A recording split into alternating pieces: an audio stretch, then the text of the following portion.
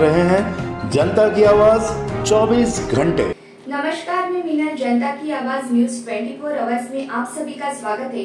तो चलिए नजर डालते हैं आज की कुछ खास खबरों पर। गणेश उत्सव को केवल एक माह शेष बचा है। इससे पूर्व कल्याण के दुर्गाड़ी गणेश घाट पर आने जाने वाले सड़क सहित आवश्यक सुविधाओं की नियोजन करने की मांग शिवसेना कल्याण शहर प्रमुख रवि पाटिल इनो ने की है।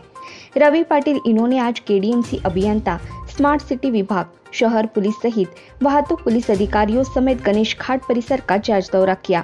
इस समय उन्होंने कहा कि या ठिकाणी पाहणी करताना एक गोष्ट आम्ही त्यांना समजवली की बाबा, जर गणपतीचं या ठिकाणी विसर्जनाच्या दृष्टिकोनातून जर नागरिक या ठिकाणी येतील तर ते जातील कसे? उलटे गेले तर पूर्ण ट्रॅफिक आणि पूर्ण वाहतूक कोंडी या ठिकाणी होईल।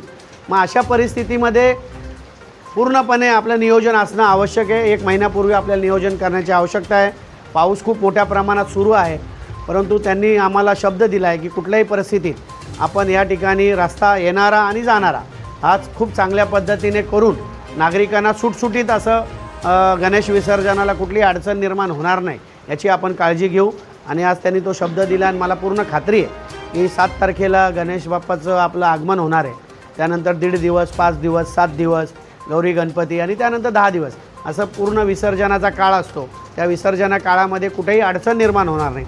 सर्व या ठिकाणचे रस्ते असतील, या ठिकाणची जी काही इतर व्यवस्था असेल ती व्यवस्था चोखपणे पार पाडतील असं पोलीस खात्याने आणि महापालिकेने शब्द दिलेला आहे।